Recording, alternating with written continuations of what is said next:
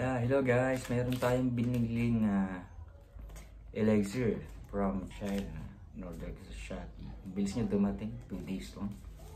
Daig pa yung in-order ko sa Manila. So ito yung packages niya. So naka-envelope siya bawat isang string. Okay. Since mura lang yung bili ko dito, syempre hindi na ako mag-expect na original to na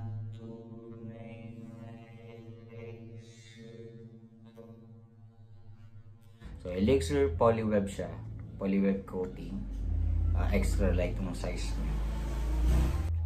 Ang pagkakaiba ng nito talaga sa tunay, meron kasi siyang sticker dito na para dun mo talaga siya bubuksan, pero ito ay pwede mo siyang buksan sa gilid lang. So dapat ito kasi nakadikit na dito mo lang talaga siya pwedeng mabuksan. Pag yan, ganyan. Yun. So ito, nabuksan ko na yung sa high, sa low E niya na string. So sa touch ko dito, parehas na parehas sa original.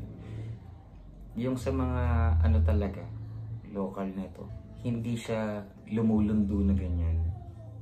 Naka-straight siya na ganun kasi matigas siya. Pero ito, parang sa yung touch mo sa kanya, saka yung pag in-slide ng daliri mo na gano'n, madulas. Pasok siya doon sa niya na slick and fast. So yun talaga dapat. So madulas siya. Meron kasing ibang model nito na bright tone pero iba yung feel mo. Kasi ito yung sinasabi yung feel mo sa string. So ito, dulas niya. Kabit natin. Tapos testingin natin kung anong tunog niya. So ito pa yung iba, mamaya niya na makikita. So nakaganog siya. Para rin sa original yung pagkakapulan niya.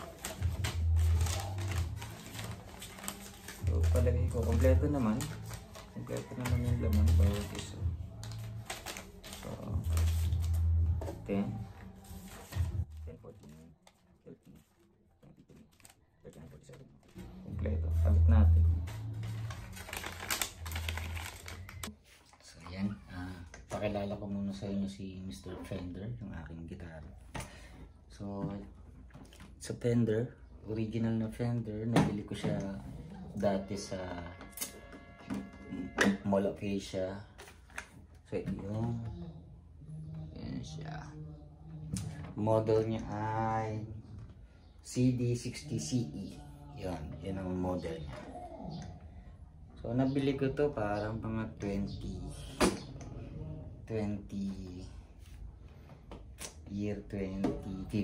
kung hindi ako nagkakamali.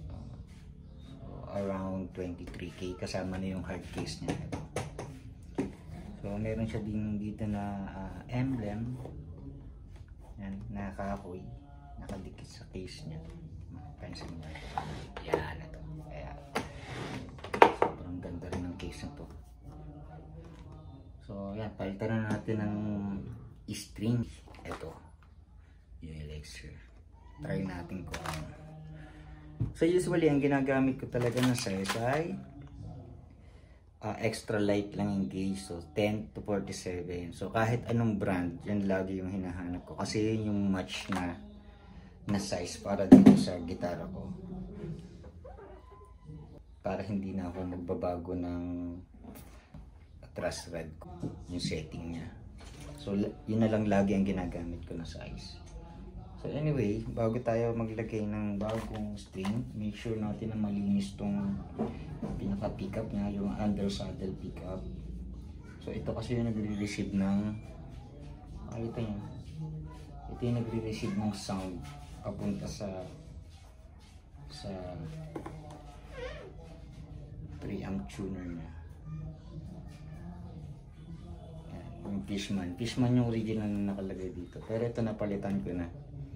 Wala na akong mabili na katulad nung yung katulad talaga na nakalagay dito na mayroong bass, mid, saka treble. So ang nabili kong bago, yun na lang bass and treble tapos may bass siya. Okay naman din. Parang face out niya tayong ganong klase yung dati. So pagit natin. Bago tayo maglagay ng ano, ito yung saddle niya. Yan. Kailangan lapat na lapat to. Kasi kaya minsan kapag nakabit natin yung string, nagkakameron ng uneven tone. Mayroong string na mas malakas kaysa doon sa ibang string. Ang dahilan nun kasi hindi ito masyadong nakalapat or meron siyang dumi doon sa loob ng slot niya. So kailangan to pantay na pantay. So make sure na talagang lapat na lapat siya.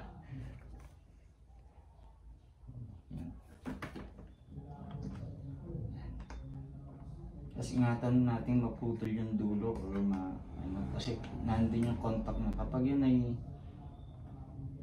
nagputulan mo, hindi na siya tutunog or nag-corrode siya kanalaw, hindi na siya tutunog. Ayan, kabit natin yung string.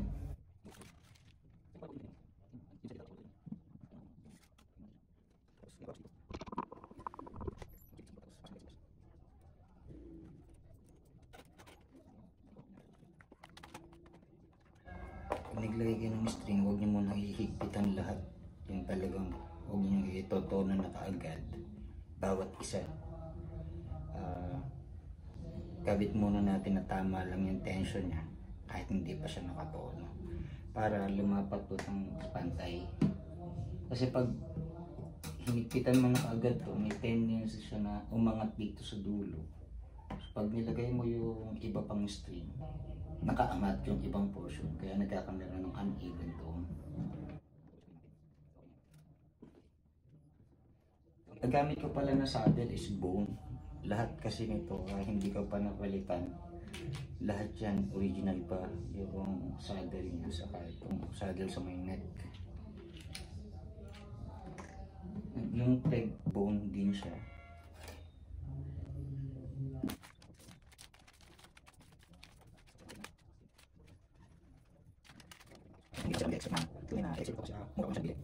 Pero okay ang touch niya parang tunay. Parang tunay na election.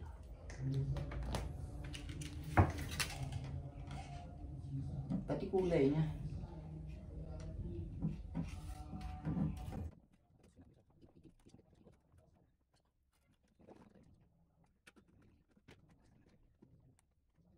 Naglagay ka ng string, iwasan yung magkapatong. Iwasan yung magkapatong yung string dito. Kasi siyempre pag nag-overlap yung string niya, doon nagsisimula yung lamat kung saan nagpatong yung string.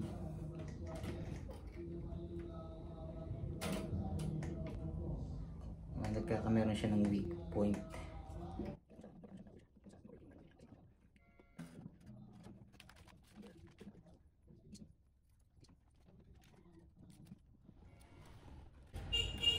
So guys, anong ginagamit nyo na string madalas sa gitara nyo? Saka anong brand ng gitara nyo na ginagamit? Ako talaga Fender eh. Pamula nung ginamit ko to, parang ayaw ko nang gumamit ng ibang gitara. Sobrang ganda niya. Nabili ko siya dun sa Mall of Asia. Hindi siya nagtitinda ng mga low end talaga, puro high end lang na gitara ang tinitinda niya. Martin, ganun.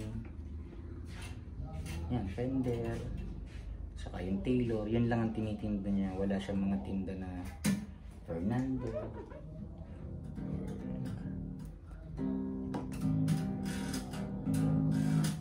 Hindi pa siya nakatune pero rinig ko na yung kunat ng tunog niya, which is yun yung characteristic din ng Elixir na ganun yung tunog niya, para siyang may pagka-nylon pati sa touch. Diba?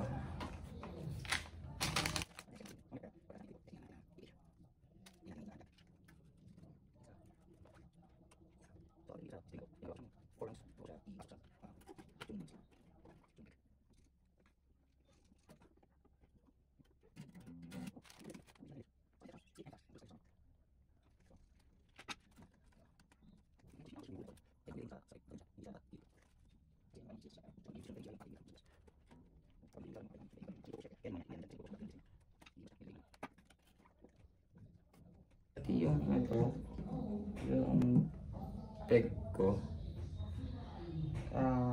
nagtry ako ng siya, tanso. Hindi ko nagustuhan yung tunog niya kasi sobrang nagiging bright yung tunog niya. Wala ka nang marinig na bass. Sobrang makalansing na talaga siya. So, ginamit ko ulit yung original, yung bone. The best yung bone talaga. Advice ko sa inyo, gamit kayo ng bones talaga. Lahat ng materials nyo dito, bone.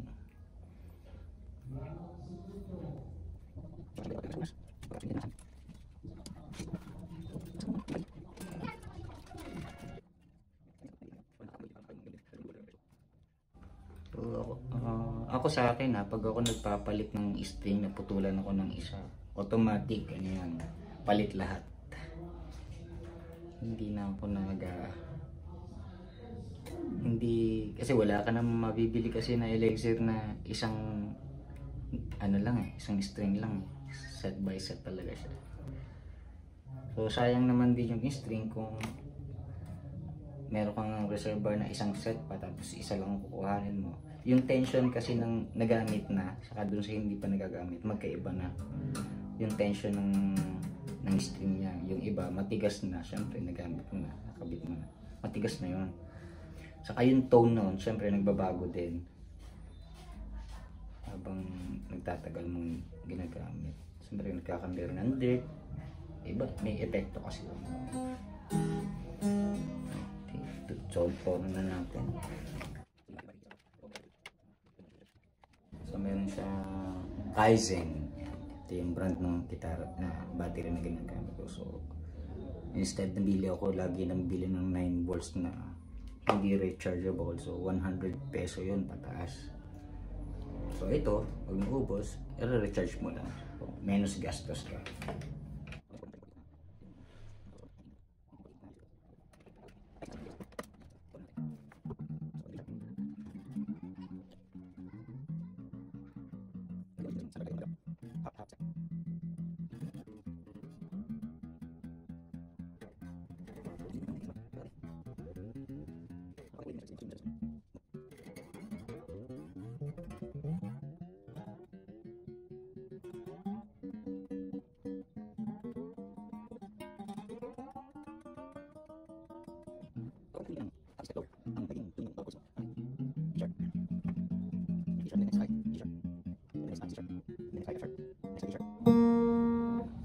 Next ay D sharp ulit. Yan. So yan na yung tune, naka-tune siya sa half. Wow.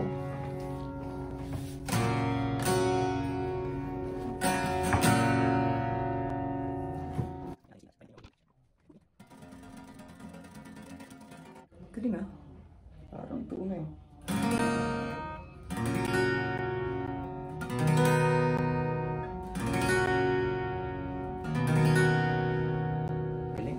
Kanta muna tayo ng isa.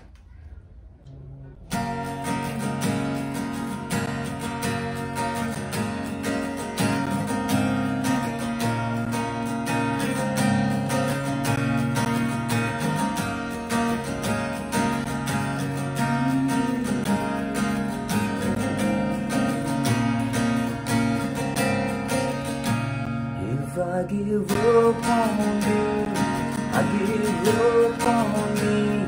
If we fight what's true, will we ever be?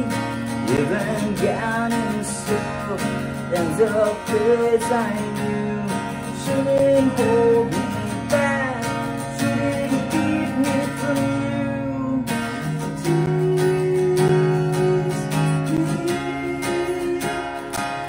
By holding on your hand, well,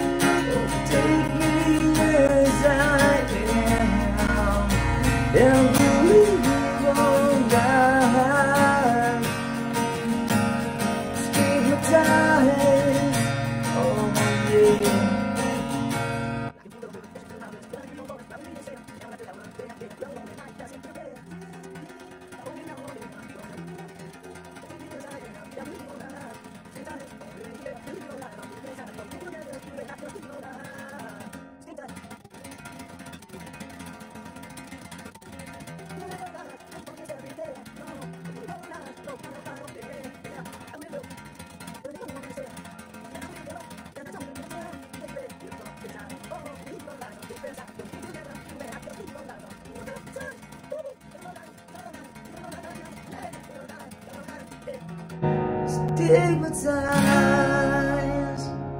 Okay ah. Dulas. Oh.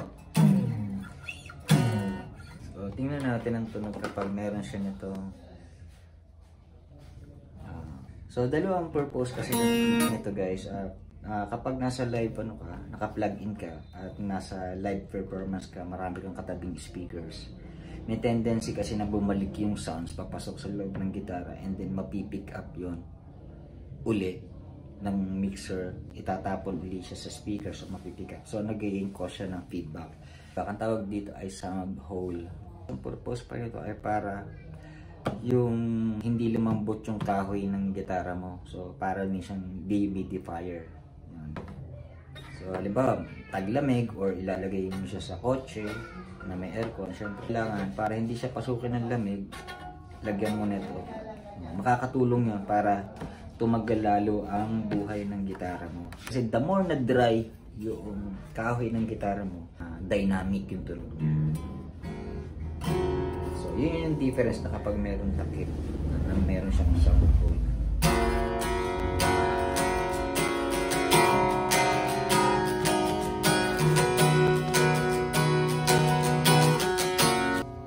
Yun, maraming salamat guys sa pagsama sa aking review. So mamaya puputulan na lang natin to. Pinaputol na yan.